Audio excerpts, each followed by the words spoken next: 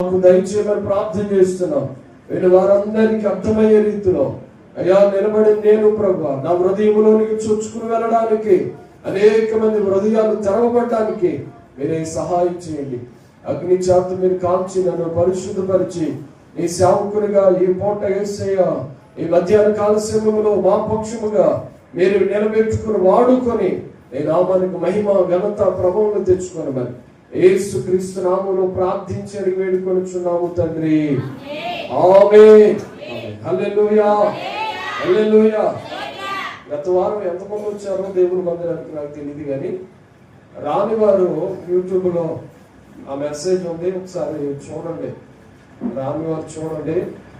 గత వారం ఇదే మాట మీద ఒక విషయాన్ని మీకు జ్ఞాపకం చేశాను. ఆ మాట మనందరికీ తెలుసు. దైవజనుడైన ఎలీషా అనే ఒక మంచి సేవకుడు షునేము అనే పట్టణస్థురాల్ని, ఆ పట్టణంలో ఉన్న ఒక గనురాలైన స్త్రీతో మాట్లాడుతున్న ఒక అద్భుతమైన సందేశం, ఆ తల్లితో మాట్లాడుతున్న ఒక అద్భుతమైన మాట ఈ పూట మరొకసారి చదువుకోగలిగాం. ఆ గనురాలైన స్త్రీ బంగారం ఉందని, వెండి ఉందని, లోకములో ఉన్న ధనధాన్యాలు ఉన్నాయని చెప్పబడలేదు, కానీ ఆవిడ క్యారెక్టరే ఘనమైనదని, ఆవిడ క్యారెక్టరే పరిశుద్ధమైనదని చెప్పడానికి నేను సంతోషిస్తా ఉన్నాను. అయితే ఆ గనురాలైన స్త్రీతో దేవుడిచ్చిన గొప్ప భాగ్యాన్ని పొందుకున్న స్త్రీ తర్వాత జరిగిన పరిస్థితిని బట్టి, ఆ కీడును బట్టి ఎవరికి చెప్పుకోవాలో అర్థం కాని పరిస్థితిలో మరలా దైవజనుడికే ఆ మాటను తెలియజేయడానికి తన బిడ్డను ఎక్కించుకుని గుర్రం మీద వెళుతున్న పరిస్థితిని మనం చూస్తున్నాం.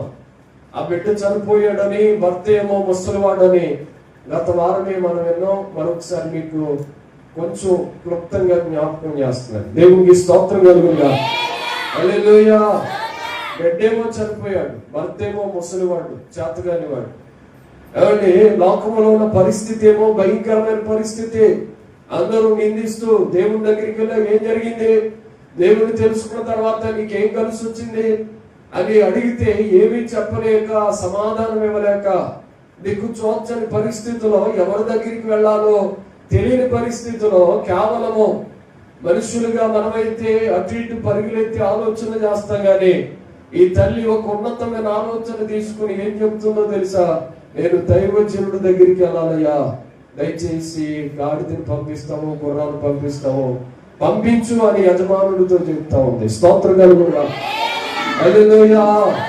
సమస్య వచ్చినప్పుడు ఎవరితో చెప్పాలనుకుంటుంది? దైవజనుడితో చెప్పాలనుకుంటుంది. నేను త్వరగా వెళ్ళాలి అయినా దైవజనుడి దగ్గరికి వెళ్ళాలి అని త్వరగా దైవజనుడి దగ్గరికి సిద్ధపడిపోయింది. నేను మరొకసారి చెప్తున్నాను, బిడ్డ చనిపోయాడు, భర్త ఏమో ముసలివాడుగా వృద్ధాప్యంలో ఉన్న పరిస్థితి. ఇక కార్యం చూస్తేనేమో భయంకరమైన, ఆ లోకం చూస్తేనేమో యాలన చేసే పరిస్థితిలో ఉంది. ఇటువంటి దారుణమైన పరిస్థితిలో, దారులన్నీ మూసుకొని పోయిన పరిస్థితిలో కేవలం దైవజనుడి దగ్గరికి వెళ్ళాలి, సమస్య పోతే ఆయనే ప్రార్థించాలి, సమస్యకు పరిష్కారం అక్కడే దొరుకుతుందని దైవజనుడి దగ్గరికి వెళ్ళడానికి ఇష్టపడితే దైవజనుడు ఎదురొచ్చి అడుగుతున్నాడు, అమ్మా నీవెలా ఉన్నావు? మొట్టమొదటిది గత వారం చెప్పింది, నీవెలా ఉన్నావు అనే మాటని స్పష్టంగా మనం విన్నాం. దేవునికి స్తోత్రం కలుగుగా. హల్లెలూయా. అమ్మా నీవెలా ఉన్నావు? నీ భర్తయు నీ బిడ్డయు సుఖంగా. అందరూ చదవండి ఒకసారి. అమ్మా నీవెలా ఉన్నావు ఆ మాట మనం చదువుదాం. నీ యొక్క ఆమెను ఎదుర్కొనుటకై, అందరూ చదవండి అన్నమాట. ఆమెను ఎదుర్కొనుటకై పరుగున పోయి నీకును నీ పెనిమిటియు నీ బిడ్డయు సుఖముగా ఉన్నారా? ఏమండి, నీవు నీ పెనిమిటియు నీ బిడ్డయు సుఖంగా ఉన్నారా? నీవెలా ఉన్నావు అనే ప్రశ్న వేసి మనం ఎక్కడున్నామో, ఎలా ఉన్నామో కొన్ని విషయాలు గత వారమే చెప్పేశా. దేవునికి స్తోత్రం కలుగుగా. హల్లెలూయా హల్లెలూయా. నీవు ఎలా ఉన్నావు అనే ప్రశ్నకు ఆన్సర్ ఏంటంటే ఆవిడ పరిస్థితి ఎలా ఉంది, అసలు మనం ఎలా ఉన్నాం అనే విషయాలు రెండు భాగాలుగా చేసి గత వారం తెలియజేశాను. ఈ వారం నీ భర్త ఎలా ఉన్నాడు అనే ప్రశ్న ప్రభు మన ముందు ఉంచుతా ఉన్నాడు. నీ భర్త ఎలా ఉన్నాడు అని అడిగితే ఇక్కడ కూర్చున్న వారందరిలో ఏం చెప్తారో తెలుసా? అయ్యా మా భర్త బాగానే ఉన్నాడండి, బంగారంలో ఉన్నాడు, ఆయన రోజు తింటున్నాడు, రోజు పనికి వెళ్తున్నాడు, రోజు ఇంటికి వస్తున్నాడు, ఆయనకేంటి చాలా అద్భుతంగా ఉన్నాడు. అమ్మా నీ హస్బెండ్ ఎలా ఉన్నాడు, నీ భర్త ఎలా ఉన్నాడు అని అడిగితే మనలో కూర్చున్న వారందరిలో చెప్తారు, అయ్యా నా భర్త చాలా బాగున్నాడు, చాలా పుష్టిగా ఉన్నాడు, చాలా బలంగా ఉన్నాడు. ఒక మాటలో చెప్పాలంటే వృద్ధాప్యంలో ఉన్నాడు. లేకపోతే అయ్యా నా భర్త బాగానే ఉన్నాడు, అనారోగ్యంతో ఉన్నాడు. ఏదో ఒకటి చెప్తాం మనం సమాధానం. ఈ రోజు ప్రభు అడుగుతున్న ఒక ప్రశ్న ఏంటంటే, మన భర్త ఎలా ఉన్నాడు, అసలు ఇంతకీ భర్త ఎవరు అనేది మనం ఆలోచన చేయాలి. ఈ భర్త అసలు ఎలా ఉన్నాడు అనడానికి గల కారణం ఏంటి? అమ్మా నీ భర్త ఎలా ఉన్నాడు అంటున్నాడంటే, భర్తకి ఏదో అయ్యింది, మొత్తానికి ఏదో సమస్య వచ్చింది. భర్త ఎవరో తెలిస్తే ఆయన ఎలా ఉన్నాడో తెలిసిపోతుంది. దేవునికి స్తోత్రం చెప్పండి. హల్లెలూయా.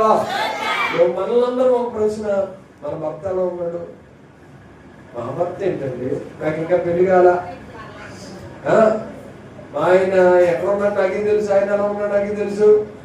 లేకపోతే ఇక్కడ కూర్చున్న వారిలో నీ భర్త ఎలా ఉన్నాడంటే, అయ్యా బాగానే ఉన్నాడు, దగ్గరే ఉన్నాడు, పర్వాలేదు, చూస్తున్నారుగా డాక్టర్ గారు, ఆయన కూడా తెచ్చుకొచ్చాడు, బంగారంలో ఉన్నాడు.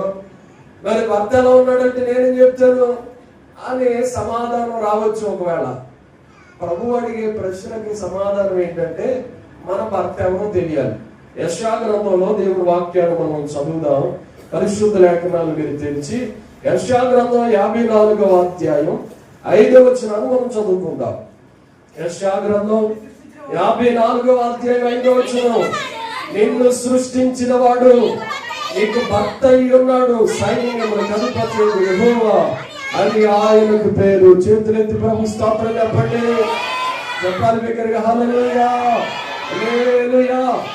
నాన్న నీ భర్త ఎలా ఉన్నాడు? తల్లి నీ భర్త ఎలా ఉన్నాడు? చిన్నమ్మ నీ భర్త ఎలా ఉన్నాడు? సహోదరి నీ భర్త ఎలా ఉన్నాడు? అసలు మీ హస్బెండ్ ఎలా ఉన్నాడు అని అడిగితే మనం ఏం సమాధానం చెప్పాలంటే, మనం ఈ లోక సంబంధంగా మన హస్బెండ్ ను చూసి బాగానే ఉన్నాడని, లేకపోతే అయ్యా ఈ లోక సంబంధంగా ఉన్న హస్బెండ్లు చాలా బాగున్నారని చెప్పడం కాదు. మనం చెప్పవలసిన ఆన్సర్ ఏంటో తెలుసా? మనల్ని సృజించిన వాడు మనకు భర్త అయి ఉన్నాడు. మనం పుట్టించిన దేవుడు, పోషిస్తున్న దేవుడు, నడిపిస్తున్న దేవుడు, ఆదరిస్తున్న దేవుడు, ధైర్యపరుస్తున్న దేవుడు, మనల్ని ఏమండి ఎంతకాలము పోషించిన దేవుడు, ధైర్యపరిచిన దేవుడు మన భర్త అయి ఉన్నాడట. మన భర్త ఎలా ఉన్నాడు అనే ప్రశ్న మనం వేసుకుంటే, మనలో ఉన్న దేవుడు ఎలా ఉన్నాడు అనే ఆన్సర్ మనం చెప్పాలి. నీలో ఉన్న ప్రభు ఎలా ఉన్నాడు? ఆయన నీకు భర్త అయి ఉన్నాడు కదా. ఆ భర్త ఎలా ఉన్నాడు ఈ పూట? ఆత్మీయ దేవుడు నీలో ఉండగా ఆయన ఎలా ఉన్నాడు అనే ప్రశ్నకి ఆన్సర్ ఏం చెప్తామనంటే, అయ్యా ఎలా ఉన్నాడు, బాగానే ఉన్నాడు, లేకపోతే బాగోలేదో అని చెప్పొచ్చు. నేను అడుగుతున్న ఈ ప్రశ్నకు ఆన్సర్ ఏంటంటే, లేకపోతే మనందరి జీవితాల్లో మనం చెప్పవలసిన ఆ యొక్క సమాధానం ఏంటంటే, నీ భర్త ఎలా ఉన్నాడమ్మా అని అడిగితే మనం ఖచ్చితంగా చెప్పాలి, అయ్యా నా భర్త చాలా బాగున్నాడు అని చెప్పాలి. కానీ చాలా మందిలో ప్రభు ఇప్పటికే తలదించుకునే పరిస్థితులకు వచ్చాయి. ఇప్పటికే చాలా మందిలో ప్రభు చాలా మంది యొక్క జీవితాన్ని చూసి చాలా సిగ్గుపడుతున్నాడు, అవమానంగా ఫీల్ అవుతున్నాడు. ఆయన భర్త అయి ఉన్నాడేమో, నేను నడిపిస్తూ పోషిస్తూ సంరక్షిస్తున్న దేవుడు ఎందుకయ్యా, ఎందుకమ్మా నేను యజమానుడు ఉంటే నా మాట ఎందుకు అనట్లేదని ప్రభు చాలా బాధపడుతూ ఉన్నాడు. ఎందుకే ఒక మాటను మనం చదువుకునే దేవుని వాక్యాలు ధ్యానం చేసుకుందాం. ప్రకటన గ్రంథం 3వ అధ్యాయం 2వ వచనాన్ని చదవండి. ప్రకటన గ్రంథం 3వ అధ్యాయం 2వ వచనం. ఇదిగో నేను తలుపు వద్ద నిలుచుండి తట్టుచున్నాను, ఎవడైనను నా స్వరము విని తలుపు తీసిన ఎడల నేను అతని యొద్దకు వచ్చి అతనితో నేనును నాతో కూడా అతడును భోజనము చేసేద్దాం. దేవునికి స్తోత్రం చెప్తారా? చెప్పట్లేదు? హల్లెలూయా, హల్లెలూయా, ప్రైజ్ ది లార్డ్, హల్లెలూయా. ఇదిగో తలుపు వద్దుండట, ఆయన తడుచా ఉన్నాడట, తలుపు దగ్గర పడుతున్నాడట ఆయన. ఇదిగో నేను తలుపు యొద్ద నుండి తట్టుచున్నాను, ఎవడైనను లోపల ఎవరున్నారు? ఎందుకనే మనమే ఉన్నాం. లోపల ఎవరున్నారు? మనమే ఉన్నాం. బయట ఎవరున్నారు? మన భర్త అయిన ప్రభు నిలబడి ఉన్నాడు. మనం ఆరాధిస్తున్న ప్రభు మనకు భర్త. ఆయన నిలబడి తడుతున్నాడు. అమ్మా డోర్ తీస్తావా, అయ్యా డోర్ తీస్తావా అని తలుపు వద్ద ఉండి తట్టుచున్నాడట. ఎవడైనా నువ్వు తలుపు తీస్తే ఆయన లోపలికి వచ్చి మనతో నాయనుండి ఆయన మనం కలిసి భోజనం చేయబోతున్నాం. స్తోత్రం చెప్పండి. హల్లెలూయా, హల్లెలూయా. ఎంతకీ ఏ తలుపు దగ్గర ఉండి కొడుతున్నాడు ఆయన? ఏమంటే మనందరికీ తెలుసు, హృదయం అనే తలుపు యొద్ద నుండి తడుచున్నాడట. హృదయం దగ్గర నుండి కొడుతున్నాడమ్మా, నీ హృదయంలో నాకు చోటు ఇస్తావా, నీ హృదయంలో నాకు స్థానం ఉందా, నీ హృదయంలో నాకేమన్నా కొంచెము భోజనం చేయడానికి స్థలం ఉందా, నన్ను అతిథిగా చేర్చుకుంటావని తలుపు దగ్గర నుండి రాత్రంతా కొడుతున్నాడు. తలుపు తీస్తే ఆయన లోపలికి వచ్చి మనతో కలిసి భోజనం చేయడానికి ఇష్టపడుతున్నాడు. ఏమండి, ఇంటికి వచ్చి అతిథికి ముందు పెడతామా లేకపోతే మనం ముందు తినేస్తామా? చెప్పాలి మీరు, మీరే ముందు తినేసేటట్టుగా. ఏమంటే ఎవరినన్నా నన్ను పిలిచారు అనుకోండి, పాస్టర్ గారు భోజనం చేయడానికి రమ్మన్నారు. ఇప్పుడు రమ్మన్న మీరే ముందెట్టుకుని తినేసి మొత్తం ఆఖరిలో కొంచెం కూర కొంచెం రైస్ వచ్చి తినేసే పాస్టర్ గారు మీరు తినండి అని అంటారా? లేకపోతే ముందు వచ్చిన అతిథిని మనం చక్కగా భోజనం పెట్టి తర్వాత మనం తింటామా? ముందు వచ్చిన అతిథికే భోజనం పెడతాం, తర్వాత ఏదో మిగిలి ఉన్నది మనం తింటాం. అదే క్రమం. కానీ మనం ఏం చేస్తున్నాం తెలుసా? చాలా సందర్భాల్లో దేవుణ్ణి అలాగ బయట నుంచి ఆయనేమో కొడుతున్నాడు, మనం ఏం తినేస్తాం. ఆయనేమో కొడుతున్నాడు, మనమేమో అన్ని తినేస్తాం. ఆయనేమో తలుపు వస్తుండే, అమ్మా డోర్ తీయమ్మా, లేకపోతే సహోదరుడా సహోదరి తలుపు తీయని ఆయన పలుమార్లు గర్దిస్తున్నాడు. కానీ హృదయం లోపలికి రావడానికి మనం మాత్రం తలుపులు తీయట్లా. హృదయంలోకి ఎప్పుడు వస్తాడు ఆయన? ఆయన దొంగ కాదు. ఆయన దొంగ అయితే బదలు కొట్టుకుని వస్తాడు. ఆయన గౌరవంగా అతిథిగా లోపలికి రావడానికి ప్రభు ఇష్టపడతా ఉన్నాడు. ఆయన లోపలికి రావాలంటే ఖచ్చితంగా మనం అందరం ఆలోచన చేయాలి. హృదయం అనే తలుపులు తెరిచి ప్రభుని ఆహ్వానించాలి. మన ఇల్లు మన పరిశుద్ధత కలిగి ఉండాలి. ఆయన ఏ హృదయంలోకి వస్తాడు? ఆయన లోపలికి రావాలంటే లోపలంతా మురుగుతో, లోపలంతా అశుద్ధంతో, లోపలంతా భయంకరమైన క్రియలతో, లోపలంతా రోతతో ఉంటే ప్రభు లోపలికి రాడా? ఎప్పుడు వస్తాడు ఆయన? లోపలికి రావాలంటే క్లీన్ చేసి పెట్టాలి. లోపలికి రావాలంటే మన హృదయాన్ని పరిశుద్ధపరచుకోవాలి. లోపలికి రావాలంటే దేవునికి స్థానం ఇచ్చేటట్లుగా మారిపోవాలి. ఇంటికి ఎవరైనా అతిథి వస్తే ఇల్లు ఎలా పడితే అలా ఉంచాం మనం. అలాంటి ప్రభువే మన హృదయంలోనికి రావడానికి ఇష్టపడుతున్నాడు. అప్పుడు మన హృదయాన్ని ఏం చేయాలో తెలుసా? క్లీన్ చేసి పెట్టాలి. స్తోత్రం చెప్పండి. హల్లెలూయా, హల్లెలూయా, హల్లెలూయా. ఏమంటే మన ఇంటికి ఎవరన్నా చుట్టాలు వస్తున్నారు అనుకోండి, ఆ బూజులు అక్కడే ఉంచి అక్కడే ఉంచి వచ్చే కానీ శుద్ధి చూస్తారు, వెళ్ళిపోతారు. మనకేంటి అని అనుకున్నాను. ఏం చేస్తాం? క్లీన్ చేస్తాం. అవునా? ఏమంటే మురుగు బట్టలు ఎక్కడ పడితే అక్కడ పాడేసేస్తా ఉంటారు మన పిల్లలు. పాడైతే పాడేసారు, ఇల్లాగే వీళ్ళు పద్ధతి తింటే అనుకుని వెళ్ళిపోతారు ఉంటారు అని అనుకో. మనం ఇంటికి వచ్చి అతిథి గౌరవంగా ఉండాలని ఆ మురుగు బట్టలు అనేది తీస్తాం, తొందర పడతాం. అయ్యి బాబోయ్ ఎక్కడ ఉండిపోయి అని కంగారు పడిపోతాం. ఎలాగైతే సహజంగా ఇంటికి వచ్చే వారిని గౌరవించడానికి మనం అలా చేస్తామో, ప్రభు అట్ట ముఖ్య అతిథిగా మన ఇంటి దగ్గరికి రాబోతున్నాడు. ఆయన ఏ గృహం దగ్గరికి వస్తాడు ఆయన అంటే మురికిగా ఉంటే రాడు, అశుద్ధంతో ఉంటే రాడు, పనికి మాలిన క్రియలన్నీ ఉంటే రాడు. కేవలము దేవుని వాక్యం చేత నింపబడితేనే వస్తాడు. లోకాసు వార్తలో ఒక సందర్భం ఉంది, మార్క్స్ వార్తలో ఒక సందర్భం ఉంది. ఏంటనంటే ఒక ఆయన కట్ట 7 దెయ్యాలు పట్టుకున్నాయట. ఎన్ని దెయ్యాలు? 7 దెయ్యాలు పట్టినాయట. 7 దెయ్యాలు పడితే మొత్తానికి ఏ పాస్టర్ గారు వచ్చి 7 దెయ్యాలను క్లీన్ చేశాడు ఆయన. 7 దెయ్యాలని ఎలగొట్టాడు ఆయన.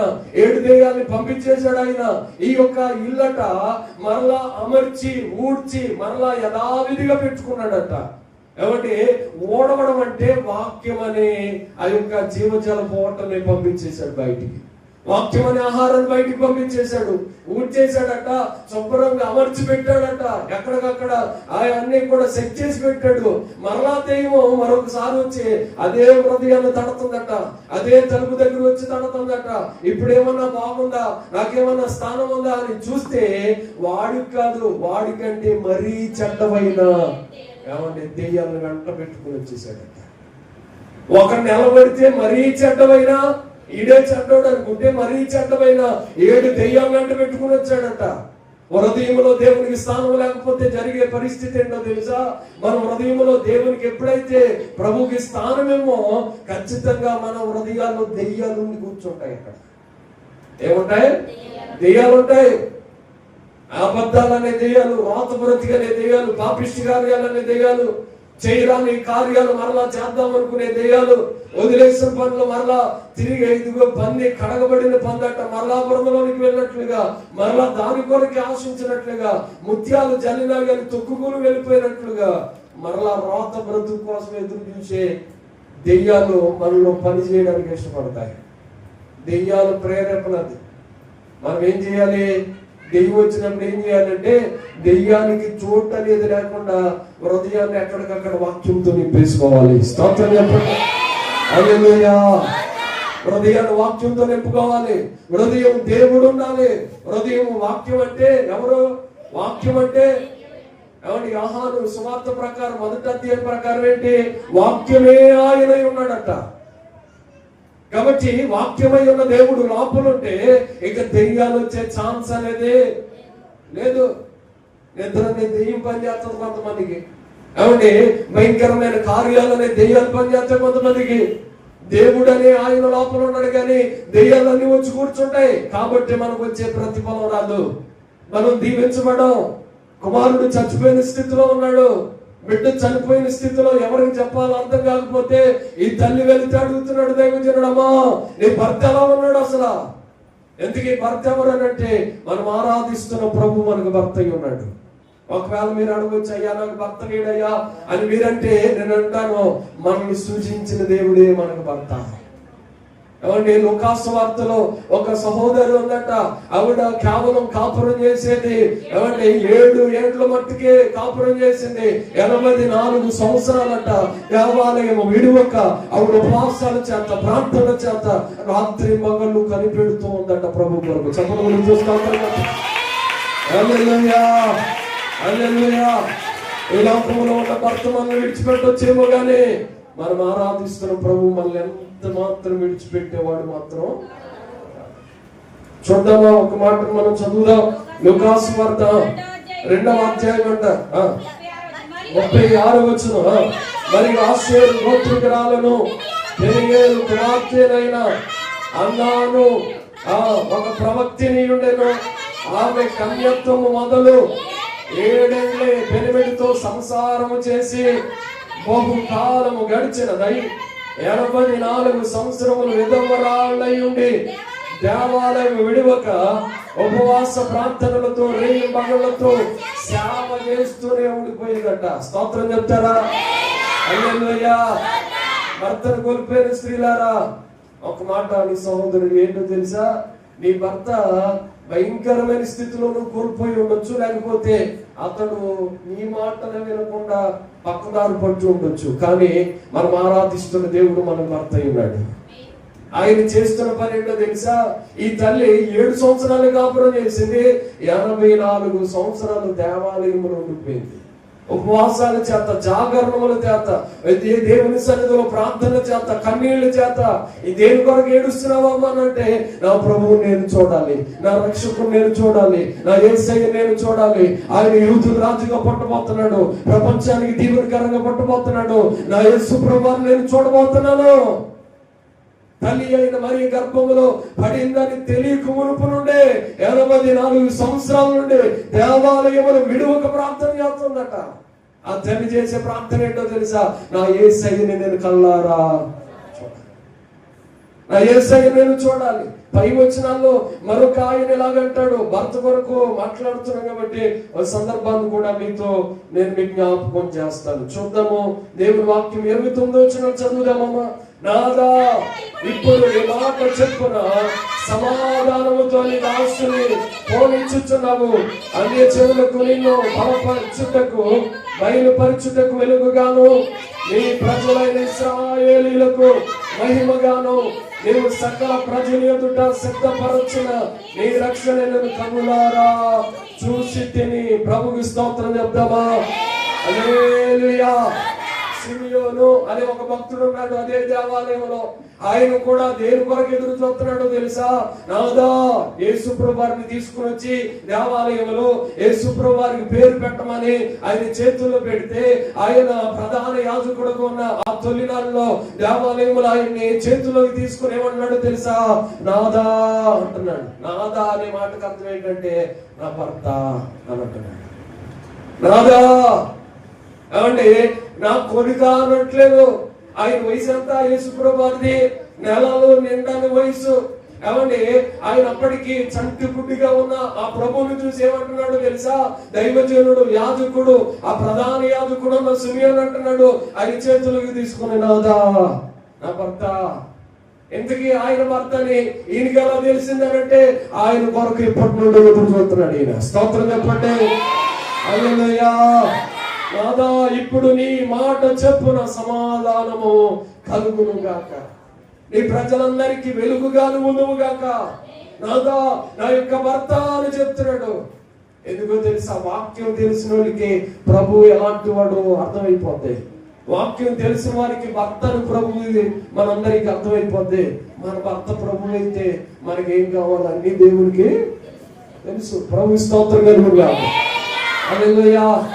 నీ భర్త ఎలా ఉన్నాడు? ఎందుకని ఆ సహోదరి 84 ఏళ్ళు ఏ భర్త కోసం ఏడుతుంది? 7 సంవత్సరాలే కాపురం చేసిన భర్త కొరకు ఏడుతుందా? లేకపోతే 84 సంవత్సరాలు దేవాలయంలో ఉండే నాదా అని పిలుస్తున్న ఈ ప్రభు కొరకు, ఈ భర్త కొరకు ఆయన ఏడుస్తుందా అంటే ఏం చెప్తాం మన సమాధానం? ఎవరి కొరకు ఏడుతుందామే? ప్రభు కొరకు ఏడుతుంది. ప్రభు ఏంటి అని అంటే భర్త అయి ఉన్నాడు మనందరికీ.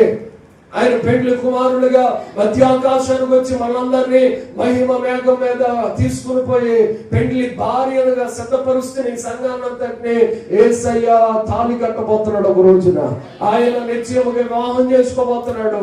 ఆ పరిశుద్ధ పట్టణంలో మనందరికీ గొప్ప విందు జరగబోతుంది. ఆ సంఘము పేరే సార్వత్రిక సంఘము. దేవునికి స్తోత్రం కలుగును. హల్లెలూయా. ప్రపంచంలో ఎన్ని సంఘాలు ఉన్నాయి, ఎన్ని డినామినేషన్లు ఉన్నాయో అన్ని సంఘాల్లో ఉన్న పరిశుద్ధులందరూ, మన సంఘంలో ఉన్న పరిశుద్ధులందరూ సార్వత్రిక సంఘంగా సంఘంలో ఉన్న పరిశుద్ధులందరూ లేపబడితే యేసయ్య వివాహం చేసుకోబోతున్నాడట.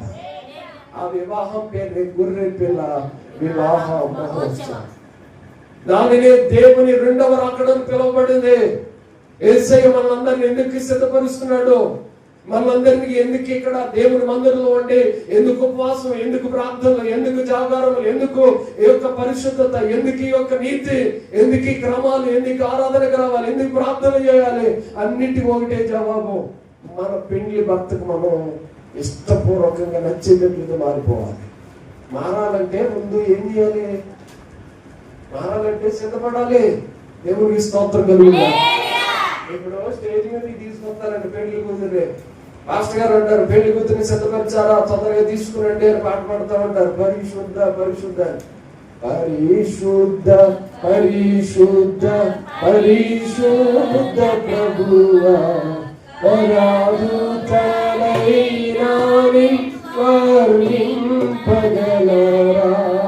పరాధుతలైనాని వరదూతలైనాని వరదూత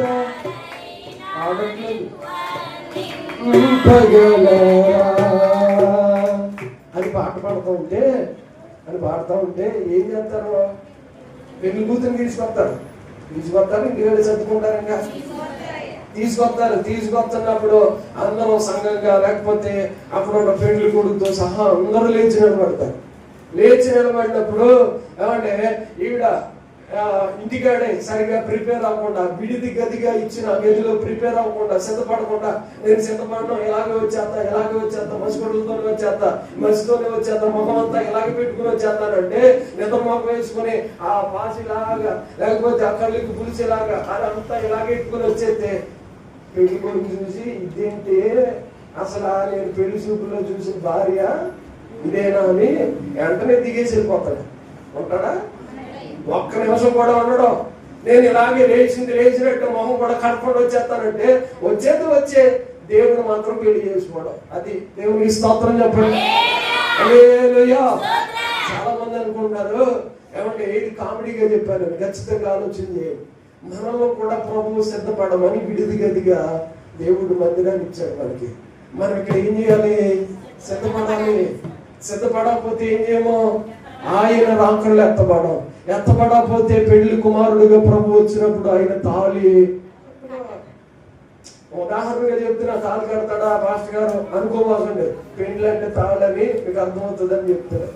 ఏమండి, అక్కడ ప్రమాణాలు చేయాలంటే, అక్కడ స్టేజ్ మీద నిలబడాలంటే పెళ్లి కూతురిగా ఎవరిని పడితే వాళ్ళని తీసుకెళ్లిపోయి కూర్చోబెట్టరు. అక్కడ ఎవరైతే సిద్ధపడ్డారు, ఎవరైతే సెలెక్ట్ చేశారు, ఎవరినైతే ముందుగా అనుకున్నారో ఆ స్త్రీని మాత్రమే తీసుకుని వచ్చి నిలబెడతారు. పక్కన నిలబడి యేసుక్రీస్తు ప్రభువారట ధవళవర్ణుడుగా, రత్నవర్ణుడుగా, సుందరుడుగా, అతిశ్రేష్ఠుడుగా, మనోహరుడుగా కనబడుతున్న ఆయన పక్కన మేము పాసమొక వేసుకుని వెళ్ళిపోయి నిలబడిపోతే యేసు ప్రభువారు ఎంత బంగారు పాసమొకో అని అంటాడు. ఏసయ్య ఎంత అందంగా ఉన్నాడు, ఏంటమ్మా పాస్పోర్ట్ వేసుకుని వచ్చేసావా పొద్దున్నే? ఏమండి, నువ్వేమో సిప్పుడు జుట్టుతో ఎలా పడితే అలాగా తింగరదానికి లాగా చాడేమో ఏ పక్క ఆ పక్క వేసుకుని, ఏమండి ఎలా పడితే అలాగా సిద్ధపడకుండా, రెడీ అవ్వకుండా మసిపట్టుతో వచ్చేసి అలాగే నిలబడతారు. యేసుప్రభు ఎందుకు వివాహం చేసుకోవడం అంటే ఆయన చేసుకోవడం. ఎవరిని యేసయ్య వివాహం చేసుకుంటాడు తెలుసా? సిద్ధపడిన వారిని. మనందరం సిద్ధపడ్డామా? సిద్ధపడాలంటే ఏం చేయాలి? ముందుగాను ఇంటి దగ్గర మనం ప్రిపేర్ అయిపోవాలి. నేను పెండ్లి కుమార్తెని, ఈ రోజు నా పెళ్లి, నేను అక్కడ ఇక్కడ పెండ్లి కుమార్తె కోసం ఎదుగుతున్నామండి పాటగారు, ఇంకా కనపడలేదండి అనంటే ఎట్లా ఉంటుంది ఆ రోజు? మీకోసం కూడా ఎదుర్కోవాలి. యేసుప్రభు వారు వచ్చి నాన్న ఫలానా ఆయన ఎక్కడ, ఫలానా ఆయన ఎక్కడ, ఫలానా పాస్టర్ గారు ఎక్కడ, ఫలానా పాస్టర్ గారు ఎక్కడ ఎత్తుకోవాలా? పెళ్లి కుమార్తెని ఎత్తుకుంటారు ఎవరన్నా? ఏమంటే విడిది గదిలో ఉండాలి కానీ నేను రోడ్డు మీద ఉంటా, నేను బండి కూర్చుంటా, నేను ఆటోలో ఉంటా, నేను కారులోనే ఉంటా, దిగిరాను, నేను అక్కడే ఉంటా అనంటే కుదరదు. ఆయన పెళ్లి చేసుకోవడం. ఆయన పెళ్లికి మనం సిద్ధపడిపోవాలంటే ఖచ్చితంగా మనం విడిది గదిలోకి రావాలి. ఆయన డెకరేషన్ చేస్తున్నట్టుగా మనం అప్పగించుకోవాలి. ఆ డెకరేషన్ అంతా కూడా పూర్తయిన తర్వాత ఆ యొక్క ముసుగు వేసిన ఆ సిద్ధపరచబడిన పెళ్లి కూతుర్ని తీసుకుని వచ్చి యేసయ్య ఎదుట నిలబెట్టిన తర్వాత యేసయ్య పరలోకంలో పెళ్లి చేసుకోబోతున్నాడు. చప్పట్లు కొట్టి స్తోత్రం చెప్పండి. హల్లెలూయా, హల్లెలూయా. ఈ పెళ్లి యొక్క వివాహ మహోత్సవానికి వాళ్ళందరినీ దేవుడు పిలుస్తున్నాడు. నువ్వు సిద్ధమేనా? నీ భర్త సిద్ధమే? నీ భర్త రెడీగా ఉన్నాడు, నువ్వు సిద్ధంగా ఉన్నావా? నీ పెళ్లి భర్తగా యేసయ్య సిద్ధంగా ఉన్నాడు, భర్తగా నువ్వు భార్యగా సిద్ధంగా ఉన్నావా అంటే ఏం సమాధానం చెప్తావు? అయ్యా పెళ్లి కుమార్తె నేనే గాని నాకు ఇంకా ఇంటికాడ వంట అవ్వలేదయ్యా. అయ్యా అంట్లతో వేసి వచ్చేస్తాను ఇప్పుడే, ఆ సేపు బాబా ఆ సేపు వచ్చుకో మరి. అమ్మా అంట్లు తోముకొని మాత్రం వెళ్ళిపోతాను. వెళ్ళిపోయాడు ఆయన. ఏమంటే నేను ఇంటికాడ ఉండి అంట్లు తోముకుంటా, నేను ఇంటికాడ ఉండి ఆ పని ఈ పని చేసుకుంటా, ఊడ్చుకోలేదయ్యా సరిగ్గాను అని అంటే పెళ్లి కుమార్తెగా సిద్ధపరచబడవలసిన స్త్రీకి ఏ పని చెప్పకుండా ఏ పని తెలుసా? ముందుగా సిద్ధపడాలి. నా భర్తకు నచ్చాలి, నా భర్తకు నచ్చాలి. ఆలోచన అంతా కూడా ఒకటే, నా భర్తకు నచ్చాలి నేను, నా భార్యకి నచ్చాలి నేను అని. భర్త ఎలాగ సిద్ధపడ్డాడో ఇప్పుడు భార్య కూడా సిద్ధపడిపోవాలి. పెండ్లికి అయిపోయింది, ఇప్పుడు పెండ్లి అయిపోయింది. అయిపోయిన తర్వాత ఏం జరగాల? అయిపోయిన తర్వాత మీ అందరికి చెప్తున్నాడు, ఇప్పుడు భార్య భర్తకు లోబడాలి. స్తోత్రం చెప్పండి ఒకసారి. హల్లెలూయా. మీరు చదవండి ఎఫెసీయులకు రాసిన పత్రికలో ఒక మాట మనం చదువుదా. అమ్మో పెళ్లి ప్రసంగం అంతా మీకు దగ్గరే ఉందనుకుంటా. చదివి. స్త్రీలారా ప్రభువులకు వలె మీ సొంత పురుషులకు లోబడి ఉండడి. క్రీస్తు సంఘమునకు శిరసై ఉన్నలాగున పురుషుడు భార్యకు శిరసై ఉన్నాడు. క్రీస్తే శరీరమునకు రక్షకుడై ఉన్నాడు. సంఘము క్రీస్తుకు లోబడినట్లుగా భార్యలు కూడా ప్రతి విషయంలోనూ తమ పురుషులకు లోబడాలి. అనా మిమ్మల్ని అందరూ ఒక మాట అడుగుతారు, అక్కడ అందరూ లోబడకపోతే ఏం చేస్తారు? మీరు అందరూ మాటలు లేదనుకోండి ఏం చేస్తారు? సెలవు బాగారు. అవునా కాదా అన్నా? అంతేనా? పెద్దోళ్ళు జనాల్లో అవునా కదా? ఏం చేస్తారండి? దొల్లించి మరి కొడతారు కొంతమంది. నా మాట ఏమకుండా అక్కడికి వెళ్తావా? నేను చెప్పింది చేయనట్టుగా నువ్వు నీ ఇష్ట ప్రకారంగా చేస్తావా అని కొంతమంది అయితే చూడాలి రక్తం చేయి ఇల్లంతా తిప్పేస్తారు. ఏమండి ఊళ్ళందరూ చూస్తారు, సిగ్గేసిపోతాం ముఖానికి. కొంతమంది సిగ్గులేనో లేదు కొట్టుకోవాలి అప్పగించేసుకుంటారు దేవుని స్తోత్రం, అదే మ్యాచ్.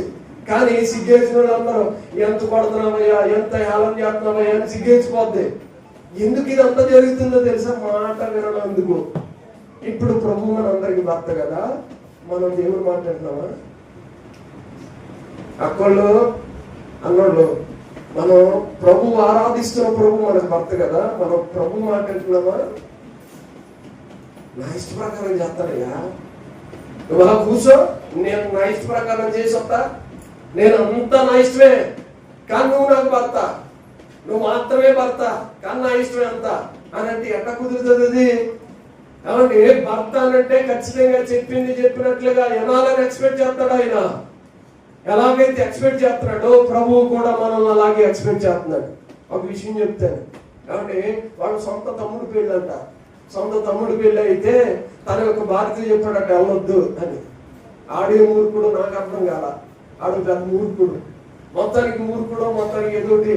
కానీ అయితే వెళ్ళొద్దు అని అన్నాడని ఈ విషయం పెట్టుకుని మీరు కూడా వెళ్ళొద్దు అనమాకండి, మీకు దండం పెడతా. ఒక విషయం ఏంటో తెలుసా? అర్థం అవడం కోసం చెప్తున్నా. ఎందుకంటే మళ్ళీ ఇలాంటి చంచని కట్టుకుని పాస్ గారు చెప్పారు వెళ్తే ముడికి వెళ్ళొద్దని నేను కూడా చెప్తానని కూడా ఉంటారు. దేవుడి స్తోత్రం చెప్పండి. హల్లెలూయా, హల్లెలూయా. అది కాదు, విషయం అర్థం చేసుకుంటారని చెప్తున్నా. ఏమంటే ఆ భర్తతో భార్యతో అన్నాడట, పెళ్లికి వెళ్తామేమో వెళ్ళొద్దు అన్నాడు. వెళ్ళొద్దంటే సొంత తమ్ముడు పెళ్లికి మానేసింది. అందరూ అడిగారట, అమ్మాయి ఎందుకు పెళ్లికి రాలా? ఆ ఇంట్లో వాళ్ళందరూ ఏడుపు ముఖంతో, అలాగే దిక్కు ముఖంతో నా కూతురు రాలేదని ఫీల్ అవుతూ, ఆ తమ్ముడు మ్యారేజ్ చేసుకుంటారు ఆయన కూడా దిక్కు ముఖంతో మక్క రాలేదని ఫీల్ అవుతూ ఉంటే, ఏమంటే ఎందుకు రాలేదని వాళ్ళు మొత్తానికి అడిగితే ఒకటే మాట సమాధానం ఏంటో తెలుసా? నా భర్త వెళ్ళొద్దన్నాడు. నేను ఏమండి భర్త వెళ్ళొద్దంటే సొంత తమ్ముడు తోబుట్టు మ్యారేజ్ కూడా ఆగిపోయే చాలా మంది సిస్టర్స్ ఇప్పుడు మనం ఆరాధిస్తున్న ప్రభు మనకు భర్త అయి ఉన్నాడు కదా, ఆ భర్తకు మనం ఎంతలో పడుతున్నాం?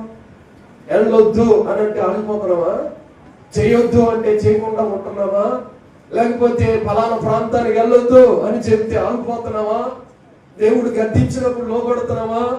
చెప్పింది చెప్పినట్లుగా వింటున్నావా? అందుకని పలుమార్లు ఒక దెబ్బ ఎత్తి లోబడమని దేవుడట ఆయన సానం పెట్టి కొలిములో పెట్టట నేను కొట్టినట్టుగా కొడుతున్నాడు ఆయన. ఆయన కొట్టిన కొంతమంది రాటు తేలిపోతున్నారు తప్ప ఆయన మాటకి లోబడాలనే విషయం చాలా మందికి అర్థం కావట్లేదు. ఆయన చాలాసార్లు ప్రయాసపడుతున్నాడు. ఎందుకో తెలుసా? మనల్ని ఆయన పరిశుద్ధపరిచి ఆయన పెండ్లి భార్యగా సిద్ధపరచుకోవడానికి ఆయన మనల్ని సిద్ధపరుస్తున్నాడు. ఇక్కడ వాక్యం అనే ఉదక స్నానం చేయించేస్తున్నాడు. ఏమంటే ప్రార్థనలో నలుపుతున్నాడు, వాక్యంలో నలుపుతున్నాడు, పరిశుద్ధాత్మలు ఎదగమంటున్నాడు, ఆదివారం మందిరానికి రమ్మంటున్నాడు. ఈ క్రమాలని ఎందుకో తెలుసా? యేసయ్య త్వరలో వచ్చి వివాహం చేసుకోబోతున్నాడు. వివాహాన్ని సిద్ధపరచబడితే అందరూ ఒకసారి చప్పుడు కొడుతూ ప్రభువుని స్తుతించండి. హల్లెలూయా, హల్లెలూయా, హల్లెలూయా. యేసయ్య త్వరగా రాబోతున్నాడు అనేది చాలా సత్యం. అయితే యేసయ్య మాటను వింటున్నావా అనేది ప్రశ్న. నీ భర్త మాటను వింటున్నావా? అయ్యా నా భర్త బయటే ఉన్నాడు, డోర్ దగ్గర కొడుతున్నాడు, తలుపు తీర్చలే. మన భర్త మాటకు మనం లోబడకపోతే మన భర్త ఖచ్చితంగా మనం ప్రేమించడు. ఏమంటే మనం ఆరాధిస్తున్న దేవుడు మనకు భర్త అయి ఉన్నాడు వాక్య ప్రకారం. ఏమంటే సంఘానికి శిరస్సుగా ఉన్నది దేవుడే. కాబట్టి శిరస్సు అన్ని విషయాల్ని కదిలిస్తుంది. ఈ మైండ్ అనేది అన్ని విషయాల్ని చెప్తుంది. చెయ్యేలా చేయి, లేకపోతే కాలేలా చేయి, నువ్వు నడువు, నువ్వు పరిగెత్తు, నువ్వు అలా చేయి, ఎలా చేయాలి. శిరస్సులో ముందు మైండ్ లోకి వచ్చిన తర్వాత ఆలోచన, ఆ అవయవాలన్నీ కూడా కదులుతాయి. పరిశుద్ధాత్మ దేవుడు మనల్ని కదిలిస్తా ఉన్నాడు. నువ్వు ఇచ్చేయి, నువ్వు ఇలాగ నడువు, ఎలాగ బ్రతుకు అని అంటే కాదయ్యా నా ఇష్ట ప్రకారం బ్రతుకుతా. నాన్న నువ్వు తాగొద్దు అని అంటే నేను తాగుతాను ఉంటా, కానీ నువ్వు నాకు మాత్రం భర్తేనయ్యా. నేను నా ఇష్టం వచ్చినట్టు తాగుతానే ఉంటా కానీ నువ్వు మాత్రం నాకు భర్తే. ఈ బ్యాచ్ ఎలా ఉంటుందో తెలుసా? సమర స్త్రీ ఒక ఆవిడ వచ్చింది ఒక బాబు దగ్గర. ఆవిడ ఏమంటుంది, ఇప్పుడు ఉన్నవారట 5 పెనిమిట్లు ఉన్నారు, కానీ ఇప్పుడు ఉన్నవాడు కూడా నీవాడు కాదు. అమ్మా, ఇప్పుడు ఉన్నవాడు కూడా నీవాడు కాదు అంటే చాలా మంది భర్తలు, ఆ భర్తలు చాలా మంది భర్తలు యేసు ప్రభువు ఒక భర్త, మనకి యేసు ప్రభువు కూడా ఒక భర్తే, యేసు ప్రభువు కూడా నాకు కావాలి అంతే. అందరూ సమానమే. కొంతమంది అంటారు అందరూ సమానమేనయ్యా. ఎట్లా సమానం అవుతారు? భర్త అనేవాడు ఒక్కడే ఉంటాడు. ఏ భార్య దగ్గరికన్నా వెళ్ళి అమ్మా నీ భర్త ఎవడానంటే అక్కడ ఉన్న నలుగురునండి అని అన్నారు అనుకోండి, ఖచ్చితంగా ఈవిడ తేడా. అవునా కదా? అయ్యా సహోదరుడా నీ భార్య ఎవరు అని అడిగితే వెంటనే ఏం సమాధానం చెప్తాం తెలుసా? ఫలానా సహోదరే నా భార్య, ఫలానా ఆవిడ నా భార్య అని చెప్తాం. వాళ్ళు 9 ఉన్నారు కదా, 9లో 3 నా భార్యలేనండి అన్నాడు అనుకోండి, వీడు మొత్తం క్యారెక్టర్ అంతా తేడా. అవునా కదా? అర్థమవుతుందా మీకు లేదా? ఏమంటే మనం ఒక్కడే భర్త ఉంటాడు, ఫలానా ఆయన నా భర్త అండి. మనం ఆరాధిస్తున్న దేవుడు కూడా మనకు భర్త. ఆ భర్త అయిన దేవుడికి మనం లోబడితే మన దగ్గర ఉంటాడు. లోబడకపోతే మనల్ని అవతలకి ఏం చేసి అవతలకి వెళ్ళిపోతాడు ఆయన. లోబడకపోతే మన ఇష్టం అంటే మన ఇష్ట ప్రకారంగా బ్రతుకుతానంటే ఆయన కూడా మన దగ్గర ఉండడానికి ఇష్టపడ్డాం. చాలా మందికి విడాకులు అయిపోతాయి, చాలా మందికి చెల్లి తీసుకుంటారు. ఎందుకు తీసుకుంటారో తెలుసా? ఈ కారణం ఏంటో తెలుసా? వాళ్ళిద్దరి ఏకాభిప్రాయం కుదరట్లా, వాళ్ళిద్దరు మనస్పర్ధాలు కుదరట్లా, వాళ్ళకి ఏదో మధ్యలో ఏదో వచ్చింది కాబట్టి గొడవ, లేకపోతే ఏదో కారణం, ఆ కారణాన్ని బట్టి ఇద్దరు విడిపోయి ఉంటున్నారు. ఇప్పుడు ఆరాధిస్తున్న ప్రభువుతో కూడా నీవు కూడా నీకు సంబంధం లేదు, ఆయన విడిపోయాడు నీతో ఎప్పుడో. నేను ఒక మాట జ్ఞాపకం చేస్తాను. సంసోనునట ప్రభు ఎడబాసేనని ఇంకా తెలుసుకోలేదని వ్రాయబడింది. దేవుడు విడిచి వెళ్ళిపోయాడని ప్రభు ఇంకా సంసోను గారికి అర్థం కాలేదట. అది సత్యం. దేవుడు కూడా మనల్ని, మన భర్తగా ఉన్న దేవుడు మనల్ని ఎప్పుడో వదిలేసాడు ఆయన. కానీ కొంతమందికి మైండ్లోకి ఇంకా రావట్లేదు. ప్రభు స్తోత్రం చెప్పండి. హల్లెలూయా, హల్లెలూయా, హల్లెలూయా. కాబట్టి మనం ఆరాధిస్తున్న ప్రభు అయిన యేసుక్రీస్తుని ఈ భర్త నీతో ఉన్నాడు. ఆయన నీతో కాపురం చేయడానికి ఇష్టపడుతున్నాడా? నీతో కలిసి ఉండడానికి ఇష్టపడుతున్నాడా? మనం ఆరాధిస్తున్న ప్రభు మనతోనే కలిసి ఉన్నాడా? అయ్యా నా ఇష్టం వచ్చినట్టుగా చేస్తున్నాడని నన్ను ఎప్పుడో వదిలేశాడయ్యా. నేను అంటున్నాను, ప్రియ సహోదరి సహోదరుడా, నీ ఇష్టం వచ్చినట్టు చేసినంతకాలం మన భర్త మనకు లోబడి బ్రతకాలి అంటే మనం ఎవరికి లోబడాలో తెలిసేసే లోబడాలి. స్తోత్రం కలుగుతుందా? హల్లెలూయా, హల్లెలూయా. కాబట్టి నన్ను బాగా ప్రేమించాను ఆయన అని అనుకుంటావే, మనం ఆరాధిస్తున్న ప్రభు కూడా మనకు భర్త కదా. మనల్ని ఎక్కువగా ప్రేమించడానికి ప్రభు ఇష్టపడతాడు. అయితే ఎవరిని ప్రేమిస్తాడు ఆయన? ఎవరిని ప్రేమిస్తాడు? ఇంటికాడేమో డిష్ వారు కొట్టేసుకుని నీతో నాకు సంబంధం లేదని గిన్నెలని డేక్షాలని ఇసిరేసుకుంటారట. ఇసిరేసుకుని బండికి కొండి లోకమందరం చూస్తున్నారని కాబట్టి చెయ్యత్తనే ఫీల్ అవ్వ మాకే అని చెప్తుందట. మన ఇంటికాడేమో డిష్ బండి ఎక్కిన తర్వాత ఎక్కడ లేని ప్రేమ వచ్చేస్తుందా? సహోదరి ఏంటమ్మా అని అంటే అదే అంతేనండి, లోకమందరం చూస్తున్నారు కాబట్టి నా భర్త కాబట్టి ఆ కవరింగ్ ఇవ్వాలందరికీ. మనం కూడా యేసుక్రీస్తు ప్రభు వారిని బయటకు వచ్చిన తర్వాత యేసయ్య అందరిలో ఉన్నప్పుడు ఏం చెప్తామో తెలుసా? యేసు ప్రభు అంటే నాకు ఇష్టం, యేసు ప్రభు అంటే నాకు ప్రేమ, యేసు ప్రభు అంటే నాకు చాలా ఇష్టం అంటే అని చెప్తాం. కానీ ఒంటరిగా ఉన్నప్పుడు యేసయ్యతో మనకు తగాదే. ఒంటరిగా ఉన్నప్పుడు యేసు ప్రభు అంటే మనకి ఎక్కడో నచ్చట్లా, కుదరట్లా, ఆయనతో సమయం గడపట్లా, ఆయనతో టైం స్పెండ్ చేయట్లా, ఆయనతో కలిసి మనం ఏదో ఒకటి చేయట్లా. కాబట్టి ఇంటికాడ గొడవలు, బయటకు వచ్చిన తర్వాత ఏమో యేసు ప్రభు వారి ఆరాధనకి నేను కూడా వెళ్తానండి, యేసయ్య నేను కూడా నమ్ముకున్నానండి అని చెప్తున్నా. నీ భర్త ఎలా ఉన్నాడమ్మా? ఇంటికాడ గొడవలో బయటకు వచ్చిన తర్వాత సమాధానమా నీ భర్తతో? అంటే మందిరంకి వచ్చినప్పటికీ అందరూ చూస్తున్నారని ప్రార్థన చేయరా అంటే ప్రార్థన చేస్తున్నారు, వాడు సూత్రం ఏం చేస్తున్నారంటే మీరు బాగుంటారా అని పక్కన ఉంటున్నారు. పాస్ గారు చూస్తున్నారని సూత్రం అని మొదలు పెడతారు. గట్టిగా మాట్లాడుకొచ్చి మళ్ళా స్తోత్రం ఏసయ్యా బాబా నాయన నన్ను కనుకరించయ్యా, అద్భుతం చేయ్యా, స్వస్థ చేయ్యా, అది ఇదే మాత్రం మన ఏది నచ్చుతుందా యేసయ్యకి ఆ ప్రార్థనలో? యేసుప్రభు వారికి ఇష్టమైన ప్రార్థనలేనా? సంఘ కాపరి చేసే ప్రార్థనలోనికి మన ప్రార్థనలు అన్వయించుకొని ప్రార్థన చేయగలుగుతున్నామా? ప్రకటన గ్రంథంలో రాయబడి ఉంటుంది, పరిశుద్ధుల ప్రార్థనలో మన ప్రార్థనలు కూడా కలపబడాలంట. చప్పలు కొడుతూ స్తోత్రం ఒకసారి. హల్లెలూయా. పరిశుద్ధులతో మంది ప్రార్థన చేస్తున్నారు ఇప్పటికే. ఆ పరిశుద్ధుల ప్రార్థనలో మన ప్రార్థనలు కూడా ఏకీవించాలా. ఆ పరిశుద్ధుల ప్రార్థనలో మన ప్రార్థన కూడా లీనమైపోవాలి. ఒక దైవజనుడు చెప్పే మాట, ఒక దైవజనుడు ఏమని చెప్తున్నాడో తెలుసా? మన వాక్యం అయిపోయిన తర్వాత, సేవకుల మీటింగ్ అది వాక్యం చెప్పిన తర్వాత ఆ దైవజనుడు చెప్తున్నమాట, ఈ సంవత్సరంలో నేను ఎక్కువ మీటింగ్స్కి వెళ్ళిపోయా, ఎక్కువ వాడపడ్డా. నేను దేవునితో కలిసి ఏకాంతంగా ప్రార్థన చేసి చాలా తక్కువైపోయింది.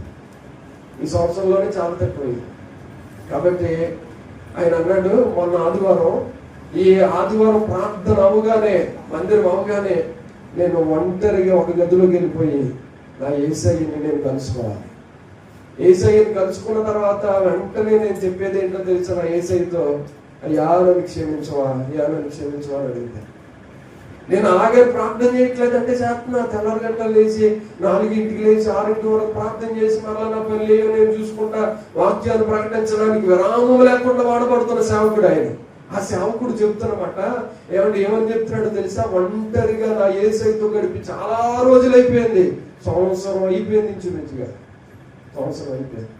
ఇప్పుడు నా యేసయ్య దగ్గరికి వెళ్ళి ఒక మాట చెప్పాలి, అయ్యా నన్ను క్షమిస్తావా, యేసయ్య నన్ను క్షమించవా అని అడుగుతాను ఫస్ట్. అంటే అంత పరిశుద్ధులే, పెళ్లి కాలేదు ఆయనకి, మ్యారేజ్ కూడా చేసుకోకుండా సేవ చేస్తూ వాడబడుతూ ఉన్నతమైన దేవుని కృపలో ఉన్న ఆ వ్యక్తులే యేసయ్యా నన్ను క్షమించవా, నీతో కలిసి సహవాసం చేసుకోలేకపోయాను అని అడిగే ఒక ఉన్నతమైన స్థితి అయినదే. మరి నా సంగతి ఏంటి? ఇప్పుడు మనం యేసయ్యతో ఏకాంతంగా ఎంతకాలం గడిపాం, ఎప్పుడు గడిపాం, అసలు ఎప్పుడన్నా గడిపామా మన జీవితంలో? ఒక్క రోజైనా తలిపేసుకుని ఒక రాత్రంతా ఏడ్చిన సందర్భం ఉండాలి, ఒక రోజంతా ఏడ్చిన సందర్భం. మన భర్తకు మనం ఎట్లా నచ్చుతాం? యేసుప్రభువారు నా భర్త, నేను ఆయనతో కలిసి ఉంటా, బయటేమో గొడవలు, బయటేమో బాగానే ఉంటాం, ఇంట్లోకి వెళ్తేనేమో డిష్యూ. ఇది మా భర్తతో సమాధానం. ఏమండి, అది కాదు యేసుప్రభు వారు కోరుకునే ప్రేమ. పైకి అందరికి కనిపించే ప్రేమ కాదు యేసయ్య కోరుకునేది. నువ్వు ఇంట్లో ఏకాంతంగా ఎట్లా ఉన్నావు ఆయనతో? నువ్వు ఒంటరిగా ఉన్నప్పుడు యేసయ్యతో గడిపావా? ప్రార్థన చేసావా? కాబట్టి రోజు ప్రార్థన చేసే ఒక భక్తుడే, నేను ఏకాంతంగా యేసయ్యని గడపలేకపోయాను, ఇప్పుడు నేను యేసయ్యతో చెప్పాలి, నన్ను క్షమించు ప్రభు అని అడుగుతాను, ఆయన దగ్గరికి వెళ్ళాలని అంటున్నాడంటే మనం ఎన్ని వారాలు క్షమించమని అడగాలి చెప్పండి? ఎన్ని వారాలు క్షమించమని చెప్పాలి? సేవ చేస్తున్న ఆయన, పరిచర్యలో ఉన్న ఆయన, వాడబడుతున్న ఆయన, మ్యారేజ్ కూడా కాకుండా సమర్పించుకుని దేవుని సేవ చేస్తున్న ఒక దైవజనుడు దాన్ని క్షమించవా ప్రభు అని అడుగుతాను మొట్టమొదట కొన్ని గంటల పాటు అని అడిగితే, నీ జీవితాంతం ఎప్పుడన్నా ఏకాంత ప్రార్థన చేశావా? ఎప్పుడన్నా నీ భర్తతో గడిపావా ఏకాంతంగా? ఎప్పుడన్నా యేసయ్యతో ఏకాంతంగా కలుసుకున్నావా? నామకాంత ప్రార్థన చేసి యేసయ్యని ఏమి వెలగబడదామని మనం ఏదో వచ్చిన ప్రార్థన చేస్తాను ప్రభు, నన్ను వచ్చినప్పుడు మాత్రం జ్ఞాపకం చేసుకుని తీసుకెళ్ళిపోతే నీ ప్రార్థన అంట నూనె లేకుండా సరిపోవట్లా. మన వాక్యము, దేవుని వాక్యం చెప్తోంది, పరిశుద్ధులు మాత్రమే 5కి రెత్తపడడానికి గల కారణం ఏంటో తెలుసా? వాళ్ళు ఉన్నాయి, నీళ్ళు కూడా ఉన్నాయి. అందరూ కునికి నిద్రించారు, అందరూ నిద్రించారు, కానీ వీళ్ళ యొక్క కొండలో మాత్రమే 5 కొండలో నూనె ఉంది, వాళ్ళ కొండలో నూనె లేదు. నూనె అనేది ప్రార్థన జీవితానికి సాదృశ్యం. ప్రార్థన ఉంది కాబట్టి మా కొండల్లో, మా దివిటీల్లో నూనె ఉంది. దివిటీలు నింపబడిపోగా ఇంకా ఎక్కువ నూనె ఉంది. ఆలస్యమైన నా యేసయ్యని నేను ఎదుర్కొంటా. కొట్ల దగ్గర కొనుక్కుందామని వెళ్ళారట. అభిషేకించు నూనె, స్వస్థత నూనె, తైలాభిషేకం అనే నూనె, ఈ ప్రార్థన నూనె, ఏదేదో కొనుక్కుందామని మొత్తానికి ఎక్కడికెక్కడికో అమెరికా, ఆ కలకత్తా అన్ని తిరిగి వచ్చేసారు. వచ్చే లోపల యేసయ్య 5కి తీసుకుని వెళ్ళిపోయాడు. నేను అడుగుతున్నాను, నీ ప్రార్థన అనే నూనె ఉందా? అలాంటి ఏమి లేవా నీకు? ఏకాంతంగా ఏసైతే గడిపవా? ఏకాంత ప్రార్థనలు ఎంత అద్భుతం ఉంటుందో తెలుసా? ఒక దైవజనుడు ప్రార్థన చేస్తున్నట్ట, ఒక దైవజనుడు ప్రార్థన చేస్తున్నాడట. ప్రార్థన చేసి ప్రభువా నేను బలిపీఠం మీదకి వెళ్తాను, నీ కొరకు వాడబడతాను, నన్ను నిలబెట్టుకుని వాడుకొని దైవజనుడు బలిపీఠం మీదకి వెళ్ళి ఆయన ప్రసంగం చేస్తా ఉన్నాడు. ఆయన మాట్లాడుతుండగానే దెయ్యాలు పారిపోతున్నాయి అట. ఆయన మాట్లాడుతూ ఉండగానే అద్భుతాలు జరిగిపోతున్నాయి, గుంటూరు వాళ్ళు లేచి నిలబడిపోతున్నారు, అనేకమైన కార్యాలు జరుగుతున్నాయి. ఇవన్నీ ఎలా జరుగుతున్నాయని ఓ పాస్టర్ గారు నాలంటే ఆయన ఓ పాస్టర్ గారు వెళ్ళి అసలు ఏం జరుగుతుంది ఇక్కడ అని చూద్దామని, ఇంత మిరాకిల్స్ ఎలా జరుగుతున్నాయని అలా తడుముకుంటూ వెళ్తా ఉంటే ఒక చిన్న గుహ లాంటి దానిలో, ఒక గుహలోనట ఒక 10 మంది కలిసి, ఒక యవనస్తులు 10 మంది కలిసి ప్రార్థన చేస్తున్నారట. యేసయ్యా మా సేవకుని మీద నీ అభిషేకం ఉంచయ్యా, మా సేవకుడు ఓడబడాలయ్యా, సేవకుడు మాట్లాడుతుండగానే స్వస్థతలు జరిగిపోవాలయ్యా, సేవకుడు మాట్లాడుతుండగానే ఏ మాట పలికితాడు ఆ మాట నీ మాటగా రూఢీపరచబడాలి అయ్యా. సేవకుడు దైవజనుడు నిశ్చయముగా నిలబడిన ప్రతి స్థలంలో అగ్ని దిగి రావాలని 10 మంది చేతులెత్తి ప్రార్థన చేస్తా ఉంటే ఆ ప్రార్థన అక్కడికి ధూపం వలె వెళ్ళిపోతుందట. ఆ స్టేజ్ మీద ఉన్న దైవ సేవకుడు నిలబడి మాట్లాడుతుండగా అద్భుతాలు జరిగిపోతున్నాయి. చప్పుడు గుర్తు స్తోత్రం చెప్పడం ఒకసారి ఇంత మిరాకిల్స్ ఎప్పుడు జరుగుతున్నాయి తెలుసా? కేవలము వాళ్ళు మోకాళ్ళ మీద ఉండి పడి ఏడుస్తున్నారు కాబట్టి.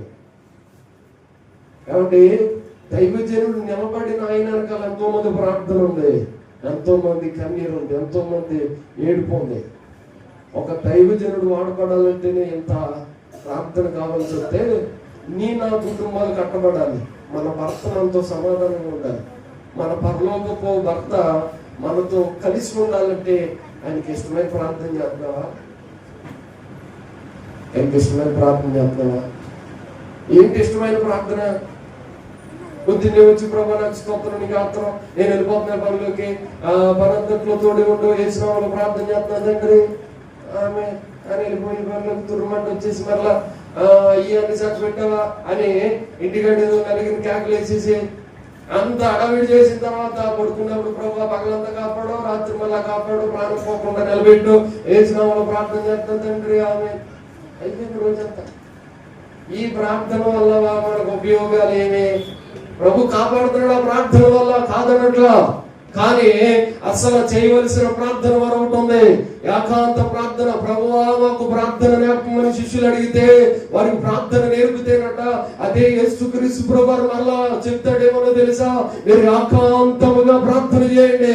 ఇది ఏకాంత ప్రార్థన వలనే తప్పితే గాని మరి దేని వలన ఎలాంటిది పోవుట అసంభవం అని ప్రభు చెప్తాడట. స్తోత్రం చెప్పండి. హల్లెలూయా, హల్లెలూయా. ఈ రోజున మనందరి జీవితంలో ప్రార్థన, ఏకాంత ప్రార్థనలు ఉన్నాయా? నీ భర్తతో సమాధానం ఉందా నీకు? నీ పరలోక భర్తతో ఏకాంతంగా గడుపుతున్నావా? ఏకాంత స్థలం అనేది ఒకటి ఉందా? ఆయన కోరుకున్న ప్రాంతానికి వెళ్ళి ఒక రోజంతా ఏడ్చిన సందర్భం ఎప్పుడన్నా చెప్పగలుగుతావా నీ జీవితంలో? అది చేయలేకపోతే ప్రపంచంలో నువ్వు కాళ్ళు పైకెట్టి తల కిందకెట్టినా కానీ నీ సమస్యలు ఎప్పటికీ అట్లాగే ఉంటాయి. అయితే ఏంటయ్యా నేను రోజంతా కష్టపడతాను కానీ సిలిసంచేనా? ఏ సంచి? సిలిసంచేనా? అయ్యా మా ఆయన మా బిడ్డలు నేను మొత్తం కష్టపడుతున్నాం కానీ ఏంటో ఉపయోగం ఉన్నట్లా. కారణం ఏంటో చెప్పనా? ప్రభు అంటాడు నన్ను అడుగు జనములను నీకు స్వాస్థ్యముగా భూదిగంతముల వరకు నీకు సొత్తుగా ఇస్తానన్నాడు. ఆయన అడిగితేనట మనకు భూదిగంతముల వరకు ఎంత దూరం నడిచేద్దాం వెళ్ళు అంతవరకు నీకు సొత్తుగా ప్రభు రాసి ఇవ్వబోతున్నాడు. చెప్పండి, గుర్తు స్తోత్రం చెప్పండి. ఆయన అడగడం నేర్చుకోవద్దు, ఆయన అడగడం నేర్చుకో, ఏకాంతంగా ఆయన కలుసుకోవడం నేర్చుకో. మన భర్తతో మనకు ఉండవలసిన రిలేషన్షిప్ మనకు ఉండాలా? ఆయనతో ఏకాంతంగా గడుపుతున్నామా మనం? ఒక మాటను చదువుదాం. ఎబ్రిల్కి రాసిన పత్రిక 12వ అధ్యాయం 9వ వచనం చదువుదామమ్మా. 9-10 వచనాలు చదవండి. ఎబ్రిల్కి రాసిన పత్రిక 12వ అధ్యాయం 9-10 వచనాలు. మరియు శరీర సంబంధులైన తండ్రులు మనకు శిక్షకులై ఉండేది, ఒక్కరు చదవండి. వారి యందు భయభక్తులు కలిగి ఉంటిమి. అయితే అట్లయితే అందరూ కలిసి చదువుతారా? చదివించుకోండి. అట్లయితే ఆత్మలకు తండ్రి అయిన వానికి మరీ ఎక్కువగా ఏబడి చెప్పండి. ఏబడి ఏ కాన్వెంట్, ఏ ఇంగ్లీష్ మీడియం, ఏబడి మాట్లాడలేదండి. ఏబడి లోబడి బ్రతుకవలెను కదా. అదేంటో కానీ అనుకోండి తెలిసినే కదా మనకి. ఈ బడి తెలియట్లా. ఆ బడి పేరు లోబడి. లోబడ్డమే తెలియట్లేదు అసలు. అక్కడ ఏమంటున్నాడంటే, మనకి శిక్షకులై ఉన్న తల్లిదండ్రులకు మనం మరీ ఎక్కువ భయపడుతున్నాం. చాలా మంది పిల్లలంటే, తల్లిదండ్రులంటే భయంతో గజగజ వణికిపోతారు. ఏమండి, వాళ్ళ నాన్న వస్తున్నాడు అంటే చాలు గజగజ వణికిపోతారు. వాళ్ళ అమ్మ వస్తుందంటే చాలు అమ్మో మొత్తానికి చంపేద్దాం అంత ఫీలింగ్ వచ్చేస్తాడికి. ఏమంటే వాళ్ళ పేరెంట్స్ వస్తున్నారంటే చూ ఆ దూరంలో ఉండగానే అమ్మ వచ్చేస్తున్నారు అన్నాడు అనుకో, మొత్తం అలర్ట్ అయిపోద్ది ఇంట్లో. అలా జరిగింది ఎప్పుడన్నా? మా ఇంట్లో జరిగింది. ఏమంటే మేము ముగ్గురం కదా, చిన్నప్పుడు బాగా ఎక్స్పీరియన్స్ ఉంది. అమ్మ కర్ర ఇచ్చుకుని వచ్చేస్తుంది రోయ్ అని అంటే చాలు మేమిద్దరం పారిపోయి దేవుని స్తోత్రం. ఏమంటే భయం ఇంకా అందరికీ. డాడీ నాన్న అంత తక్కువే అనుకోండి, నాన్న తక్కువే, అమ్మాయి కర్ర ఇచ్చుకుని వచ్చేస్తుందరో ఏమనంటే చాలు మా చిన్నక్క నేను పరిగెత్తుకుని వెళ్ళిపోయేవాళ్ళం. ఇక మరలా ఎక్కడ దొరికేవాళ్ళం తర్వాత విషయం. పరిగెత్తుకుని వెళ్ళిపోయేవాళ్ళం. అక్క మాత్రం అలా నిలబడి ఏం చేసుకుంటా చేసుకొని అడిగేసేది. ఇంకేం కొడతాంలే ఆయన కొట్టేది కాదు. కొన్నిసార్లు దెబ్బలు పడేయో నాకు తెలియదు కానీ అయితే అట్లా జరిగేది.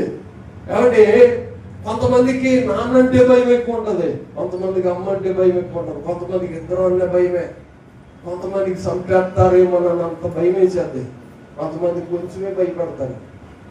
ఏమంటే కొంతమంది పిల్లలు అమ్మో ఎంత భయపడిపోతారో, వాళ్ళని కొట్టి కొట్టి నారు తీసేస్తారు, తుక్కు రేకొట్టేస్తారు అసలు పిల్లల్ని. ఒక మాటలో చెప్పాలంటే వినకపోతే వాటిని గోపలు వాయించేస్తారు. అసలు అలా కొట్టేస్తున్నారు ఏంటంటే అని అంటే నోరు ముసేనువో అని ఆ నాన్న యాకదాటికి కొట్టేస్తా ఉంటాడు.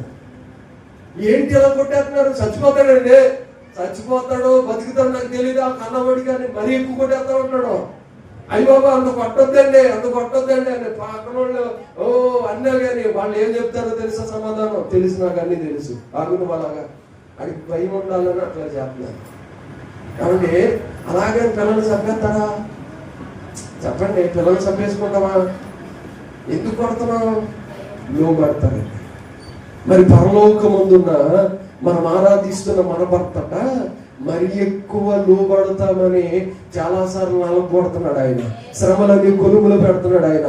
చాలా సార్లు డబ్బులు లేకుండా ధనం లేకుండా చేస్తున్నాడు ఆయన. చాలా సార్లు తినడానికి కూడా లేకుండా చేస్తున్నాడు ఆయన. చాలా సార్లు ఏమి దిక్కుదోచన పరిస్థితుల్లో నిన్ను ఒక్కటిగా నిలబెట్టేస్తున్నాడు ఆయన. చాలా సందర్భాలు నువ్వేం చేయాలో నీకే అర్థం కాని పరిస్థితిలో నువ్వు ఉంటున్నావు. అలా ఉంటున్నావంటే కారణం ఏంటో తెలుసా? ఆ పరిస్థితిలో కూడా యేసుకు లోబడతావా అని చూస్తున్నాడు ఆయన. చెప్పండి,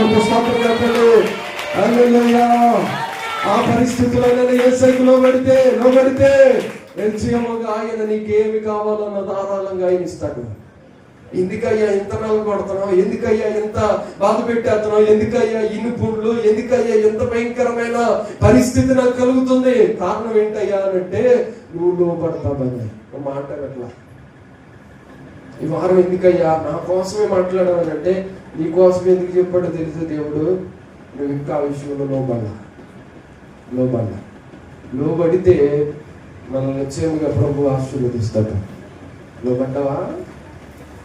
ప్రియ సహోదరుడా, నీ భర్త ఉన్న ప్రభువుకు నువ్వు లోబడుతున్నావా? మనం లోబడితేనట 10వ వచనం చదువుతాడు. వారు కొద్ది దినముల మట్టుకు తమకిష్టం వచ్చినట్లు మనల్ని శిక్షించరు గాని మనము తన పరిశుద్ధతలో పాలు పొందవలెనని మన మేలు కొరకే ఆయన శిక్షించుచున్నాడు. ఎందుకు శిక్ష పెడుతున్నాడు ఆయన అంటే, ఎందుకు బాధ పెడుతున్నాడు? ఎందుకు గాయాలు, ఎందుకు దెబ్బలు, ఎందుకు పోరాటాలు, ఎందుకు శ్రమలు, ఎందుకు నలిగిపోతున్నావు, ఎందుకు ఎన్ని శ్రమలు అనంటే అమ్మా శ్రమలు పడుతున్నావు నీకే ప్రభు మాట్లాడుతున్నాడు. గాయాలు పాలయ్యావు నీతోనే ప్రభు మాట్లాడుతున్నాడు. నీ పరిస్థితి ఏంటో ఎరిగిన ప్రభు నీతో మాట్లాడుతున్నాడు. ఇన్ని శ్రమలు ఏంటయ్యా, ఇన్ని కష్టాలు ఏంటయ్యా, నా జీవితంలో నా బ్రతుకులు బ్రతుకులోనైనా ఇన్ని గాయాలు, ఇన్ని దెబ్బలు, ఇన్ని పరిస్థితులు నా జీవితం ఇంకా మారదా? ఒకనాటికైనా నేను పరిస్థితి కలిగి ఒక ఉన్నతమైన స్థితిలో ఉన్న, బిడ్డలతో శోధన, బయటికి వెళ్తూ శోధన, ఇంట్లో శోధన, భర్తతో శోధన, నా పరిస్థితి ఏంటి నాయనంటే మనం ఆరాధిస్తున్న ప్రభు ఒక మాట చెప్తున్నాడు. ఏంటో తెలుసా? ఆయన శిక్షించి శిక్షించి సానబెట్టి నిన్ను ఒక గోల్డ్ గా తయారు చేయబోతున్నాడు ఆయన. నిన్ను మెరుగు పెట్టబోతున్నాడు ఆయన. నువ్వు పనికొచ్చే పాత్రగా చేయబోతున్నాడు ఆయన. నేను అనేక మందికి కనబడితే ఇది ఒక ఉన్నతమైన అనుభవం కలిగిన అనుభవం అని నువ్వే అనేక మందికి సాక్షార్థమైన పడబోతున్నావు. నువ్వే అనేక మందికి సాక్షార్థమైన అనుభవం. అంటే శుద్ధి దెబ్బలతో బాధ్యత ఉంటాడు కంసాలి. తెక్కొడేస్తా ఉంటాడు. ఇన్ని దెబ్బలు ఏంటయ్యా? ఆ రాడ్డులాగా ఉంటాయి చూడండి, ఇనుము రాడ్డులే. ఆ సాన తీయడానికి, వాటిని వంగ తీయడానికి ఎన్ని దింసాయేది అంటారు దాన్ని పెట్టి కొడతానే ఉంటాడు. ఆయనకి షేప్ వచ్చేంత వరకు కొడతాడు. అది కొట్టకుండా ఆపేశాడంటే ఖచ్చితంగా ఒకటి పనన్నా అయిపోయి ఉండాలి, అది వంగదని తెలుసాను ఉంటాడు. నువ్వు యేసయ్యకు లోబడతావని తెలిస్తే ఖచ్చితంగా నేను ఏదో రకంగా ఇబ్బంది పెట్టాను ప్రభు ఆయన చెప్తాం, ఓకే మార్చుకుంటాడు ఆయన. నువ్వు లోబడం ఇంక ఎన్నుకుంటున్నా ఇంతే, ఈ పరిస్థితి ఇంతే అని అంటే ఇంక వదిలేస్తాడు. నేను చెప్పే మాట, మనం అందరం పరిశుద్ధులుగా మారాలని ప్రభువుని అలగొడుతున్నాడట. స్తోత్రం చెప్పండి. హల్లెలూయా. ఎందుకని అలగొడుతున్నాడు? పరిశుద్ధులుగా మారిపోవాలి. మనం పరిశుద్ధత కలవాలి. మనం పరిశుద్ధులమైతే ఏంటి ఆయనకు ఉపయోగం? ఆయన వివాహం చేసుకోవడానికి మనలో క్వాలిటీస్ అయితే పరిశుద్ధతను ప్రభు చూస్తాడు. ఆ పరిశుద్ధత నీలో కనబడిన నిమిత్తం ఆయన నిన్ను శ్రమలకు అప్పగించాడు, భయంకరమైన శ్రమలకు అప్పగించాడు, నలుగుంటాడు, ఇబ్బంది పాలైపోయావు. ఈ పరిస్థితిని దేవుడు చూడట్లేదని కాదు, మనం ఆరాధిస్తున్న దేవుడు నీకు భర్త అయి ఉన్నాడు. ఖచ్చితంగా ఆయన న్యాయం చేస్తాడు. స్తోత్రం కలుగును గాక. హల్లెలూయా. ఆయన న్యాయం చేయడానికి ఖచ్చితంగా నీ ముందు నిలబడతాడు ఆయన. నీ జీవితంలో నీకు అన్యాయం అయిపోయినా, ఈ పరిస్థితి ఏమైనప్పటికీ నీకు న్యాయం తీర్చి నేను అనేక మంది ఎదుట గనురాలుగా ఇచ్చినట్లుగా ప్రభు ఇప్పటికే సిద్ధపడి ఉన్నాడు. మనం అందరం యేసయ్య ఎదుట ఒక మాట, యేసయ్య నీతో నాకు సమాధానం లేదయ్యా, నీతో నాకు ఆ యొక్క బాండింగ్ లేదు ప్రభా, నీతో నాకు కలిగి ఉండే ఆ సహవాసం నాకు లేదు నాయన. సహవాసం ఉంటానయ్యా, నీతో కలిసి ఉంటానయ్యా అని అంటే ఖచ్చితంగా ప్రభు వాళ్ళందరినీ బలపరచిపోతున్నాడు. ఆఖరిగా ఆ మాటలోనే రాజుల 2వ గ్రంథంలో చూస్తే, రాజుల 2వ గ్రంథంలో మనం ఒకసారి చదివితే అక్కడ నీ బిడ్డయు అని వ్రాయబడి ఉంది. బిడ్డ, ఎందుకు ఈ బిడ్డ ఎవరో? కాబట్టి భర్త ఎవరో తెలిసిపోయింది. భర్త ఎవరంటే చెప్పాలందరూ. భర్త ఎవరందుకే? దేవుడే. దేవుడితో మనం ఎలా ఉండాలి? లోబడి ఉండాలి, సమాధానంగా ఉండాలి, ఏమంటే ఆయనతో పరిశుద్ధంగా ఉండాలి. ఇప్పుడు మనం బిడ్డతో ఎలా ఉండాలి? బిడ్డ ఎవరంతగానే ఈ బిడ్డ ఎవరో తెలిస్తే ముగింపు ప్రార్థన. దేవుడికి స్తోత్రం. మన బిడ్డ ఎవరో? మా బిడ్డ అనుకోనండి, నా బిడ్డ పేరు ప్రిస్కిల్లా. ఏ పిల్ల? ప్రిస్కిల్లా. ఒక సిస్టర్ గారు ఒక పిల్ల ఉంటుంది, నా పేరు ప్రిస్కిల్లా అండి. ప్రిస్కిల్లా అంటే అట్లా నా పేరు ప్రిస్కిల్లా తెలుసా? మరి ఏం చెప్తున్నావు? నా పేరు ప్రిస్కిల్లా, నేనేమో చదివేది 2వ క్లాసు, నేనేమో పాఠంకి వెళ్తా ఉంటా. మరి అప్పుడప్పుడు వెళ్తున్నావు, రోజు వెళ్తున్నావా? నా పేరు ప్రిస్కిల్లా ఉంటుంది. మళ్ళా ఎన్నిసార్లు చెప్తావా అని అనుకున్నాను. ఎన్నిసార్లు చెప్తావమ్మా నీ పేరు ప్రిస్కిల్లా? అసలు ఏం చెప్తావు? మీ అమ్మ నన్ను తెచ్చుకొస్తారని అడిగితే నా పేరు ప్రిస్కిల్లా, మా అమ్మ నాయన పేరేమో పేతురు గారు, అలాగే మార్తమ్మ పేతురట.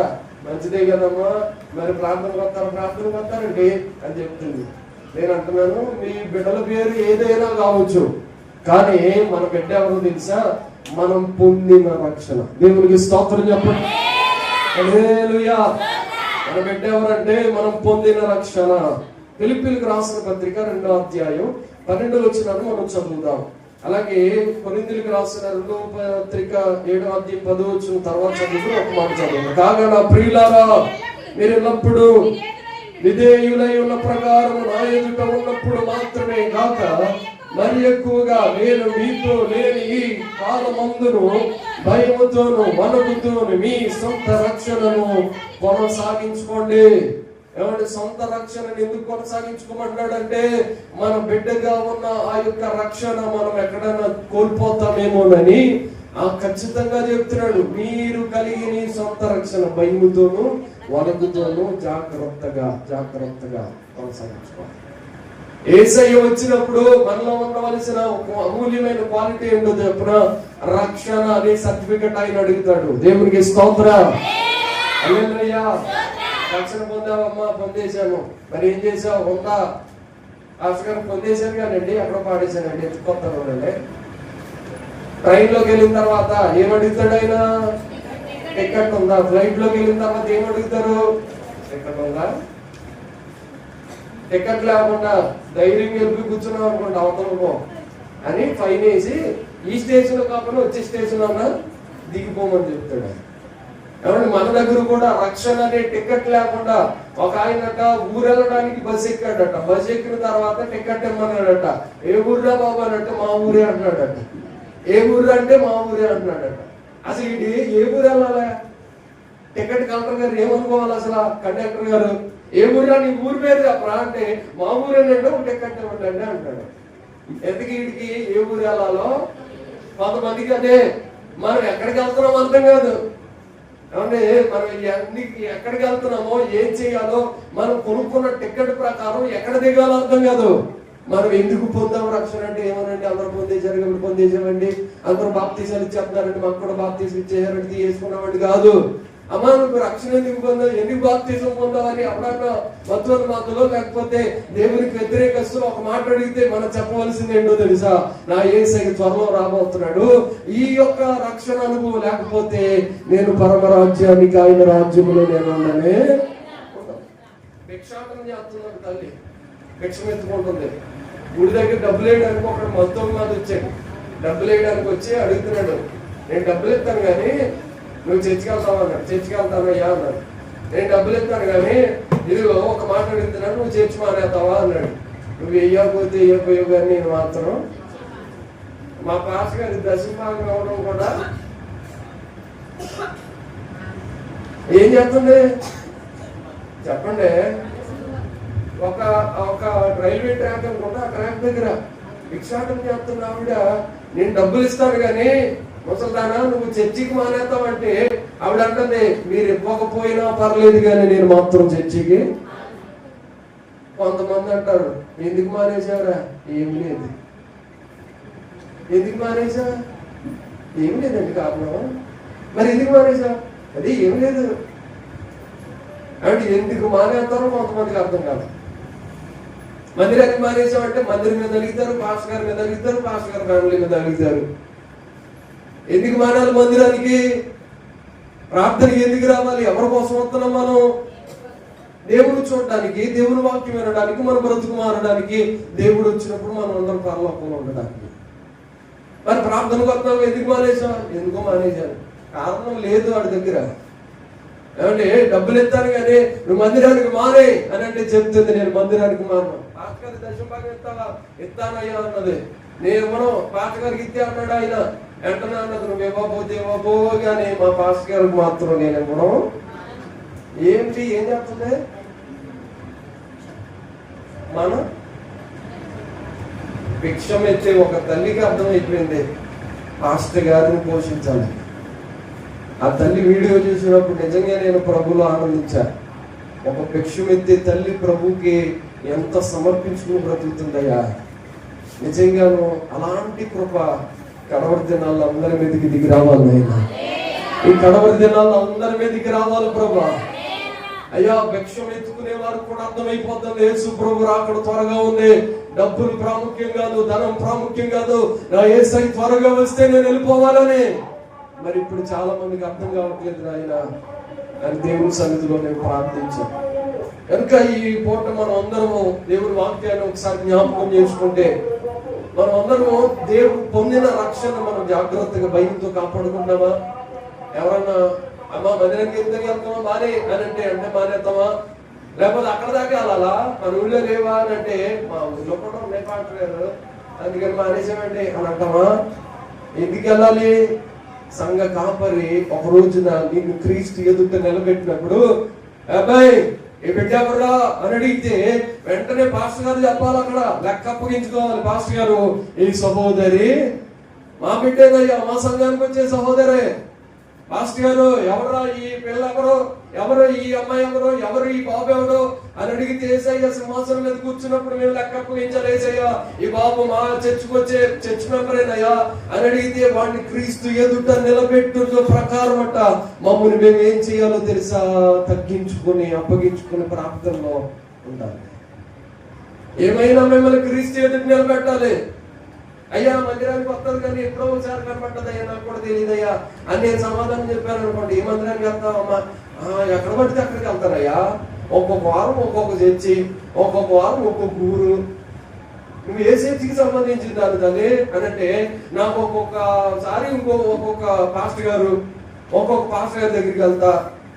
ఇదేంటమ్మా నువ్వు లెక్కలోనికి రావని నేను డిస్క్వాలిఫై చేసేస్తాడు ఆయన. నువ్వు అసలు లెక్కలోనికే, మీకు అర్థమవుతుందా?